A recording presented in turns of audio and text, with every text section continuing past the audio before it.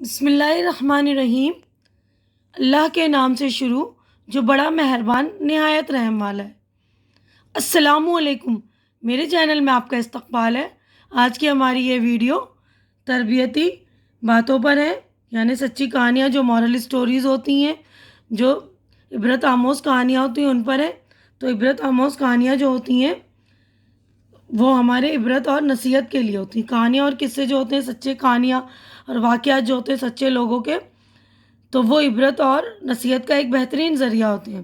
انسان ان سے بہت جلد اثر قبول کر لیتا ہے اور فوری طور پر اپنی زندگی کو بلند اخلاق اور اعمال سے سنوارنے کی کوشش کرتا ہے۔ یہی وجہ ہے کہ قرآن کریم میں عبرت و نصیحت کے لیے جہاں قیمتی مضامین بیان کی گئے ہیں، وہاں جگہ جگہ انبیاء کے، رسولوں کے، صحابہ کے جو ہے قصے بھی بیان کیے گئے ہیں، تاکہ لوگ ان سے اپنی اصلاح کر سکیں، کچھ تربیت لے سکیں، اور اس کے نتیجے میں جو انقلابات ہوتے ہیں بہت ہی مؤثر طریقے پر اس کو دیکھا گیا ہے کہ وہ انقلاب جو ہوتے ہیں بہت ہی نظر آنے والے ہوتے ہیں، کہ لوگ ان سے بہت جلد جو ہے اپنی زندگی کو چینج کرنے کی کوشش کرتے ہیں، اپنی زندگی میں بدلاؤ لاتے ہیں۔ اور یہ بھی بتایا گیا کہ انسان یہ واقعات جو ہوتے ہیں محض سیر و تفریح اور دلچسپی کے لیے نہیں ہوتے، بلکہ ان کو یہ عبرت کے لیے ہوتے ہیں، تاکہ لوگ ان سے عبرت حاصل کریں، کچھ نصیحت ان کو ملے۔ تو یہی وجہ ہے کہ قرآن کریم میں ایک موقع پر اللہ تعالیٰ ارشاد فرماتے ہیں کہ لَقَدْ كَانَ فِي قَصَصِهِمْ عِبْرَةٌ لِأُولِي الْأَلْبَابِ۔ یہ سورہ یوسف کی آیت نمبر 111 ہے۔ اس کا ترجمہ ہے یقیناً ان کے واقعات میں عقل و ہوش رکھنے والوں کے لیے بڑا عبرت کا سامان ہے۔ یعنی جو عقل و ہوش رکھتے ہیں، یعنی جن کو شعور ہے، وہ سمجھتے ہیں کہ ہم دنیا میں کس لیے آئے ہیں، کس لیے اللہ تعالیٰ نے ہمیں بھیجا ہے۔ تو یہ ان واقعات سے، صحابہ کے واقعات جو ہمارے نبی کے ہوتے ہیں، انبیاء کے واقعات وغیرہ ہوتے ہیں، تو ان سے جو ہے سیکھنے کی کوشش کرتے ہیں، ان سے اپنی اصلاح کرتے ہیں، یعنی ہم اپنے زندگی میں جو ہم غلط کرتے ہیں اس کو کریکشن کرتے ہیں۔ تو آج کا ہمارا جو قصہ ہے، جو کہانی ہے، امام ابو حنیفہ رحمۃ اللہ علیہ اور ان کا پڑوسی۔ تو یہ کہانی میں سن رہی ہوں، اس سے آپ لوگ کچھ سیکھیں گے۔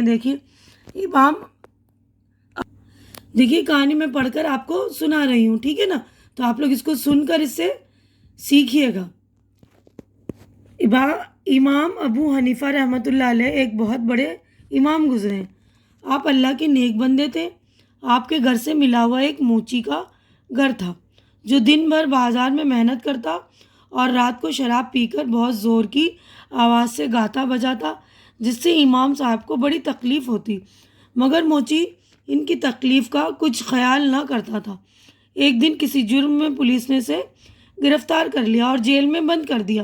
رات کو امام صاحب نے جب اس کی آواز نہ سنی تو سمجھ گئے کہ میرا پڑوسی شاید کسی پریشانی میں ہے۔ لوگوں سے معلوم کرنے پر پتہ چلا کہ وہ جیل بھیج دیا گیا، ٹھیک ہے نا؟ یعنی ان کو دیکھیے پریشانی ہو رہی تھی، پھر بھی اس کی آواز نہیں سنی روز کی طرح، تو ان کو یہ فیل ہوا نا، ان کو احساس ہوا کہ شاید وہ کسی پریشانی میں ہے۔ تو بعد میں معلومات کرنے پر پتہ چلا کہ وہ جیل چلا گیا ہے نا۔ اور دیکھیے امام صاحب فجر کی نماز پڑھتے ہی شہر کے حاکم کے گھر پہنچے۔ حاکم کو امام صاحب کے آنے کی خبر ہوئی تو فوراً باہر آیا اور بڑی عزت سے بٹھایا اور آنے کی وجہ معلوم کی۔ امام صاحب نے کہا آپ کے سپاہی نے میرے پڑوسی کو جیل میں بند کر دیا، میں چاہتا ہوں کہ اس کی غلطی معاف کر دی جائے اور جیل سے چھٹکارا دے دیا جائے۔ امام صاحب موچی کے ساتھ گھر آئے۔ موچی پر آپ کے اس اخلاق کا بہت اثر ہوا۔ اس نے امام صاحب کا شکریہ ادا کیا اور ہمیشہ کے لیے اپنے گناہوں سے توبہ کر لی۔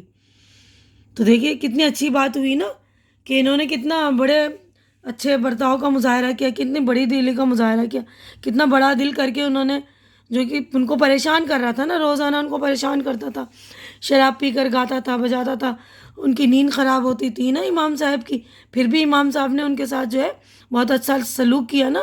تو اچھے سلوک کا نتیجہ کیا ہوا؟ ان کے اس اخلاق کا بہت اثر ہوا اس پر، اچھے اخلاق کا جو ہے اتنا اچھا اثر ہوا کہ اس نے جو ہمیشہ اپنے گناہوں کے لیے توبہ کر لی۔ پیارے بچوں، ہمیں بھی پڑوسیوں کے ساتھ اچھی طرح پیش آنا چاہیے اور ان سے نرمی کا برتاؤ کرنا چاہیے۔ یعنی پڑوسی کا بہت بڑا حقوق ہے ہمارے اسلام میں، تو ہمیں بھی جو ہے پڑوسی کا خیال رکھنا چاہیے، تاکہ ہم سے جو ایک پڑوسی کو ہے جو شکایت کا موقع نہ ملے، یعنی کوئی بھی پڑوسی ہم سے پریشان نہ ہو۔ اور اگر ہمیں کوئی پریشان کر رہا ہے تو اس کو نرمی سے سمجھائیں، ہے نا. جس طرح دیکھیے کتنے بڑے اخلاق کا مظاہرہ کیا تھا امام صاحب نے، تو اسی طرح ہمیں بھی جو اپنے پڑوسی کے ساتھ نرمی سے پیش آنا چاہیے، اچھے اخلاق کا مظاہرہ کریں. امید کرتی ہوں کہ میری یہ ویڈیو آپ لوگوں کو اچھی لگ رہی ہوگی. اچھی لگ رہی ہے تو اسے لائک کیجیے، زیادہ سے زیادہ شیئر کیجیے، تاکہ زیادہ ضرورت مند جو ہوں، زیادہ لوگوں کی جو ہے بیہیویئر میں چینجنگ آئے، زیادہ لوگ اپنے برتاؤ کو چینج کریں اور کچھ سیکھیں، سے عبرت لیں. اور میرے چینل کو سبسکرائب کر کے میری حوصلہ افزائی کیجیے. اور ہماری اگلی ملاقات اگلی ویڈیو میں ہوگی. تب تک کے لیے آپ لوگ اپنا خیال رکھیے، دعاؤں میں یاد رکھیے. اللہ حافظ.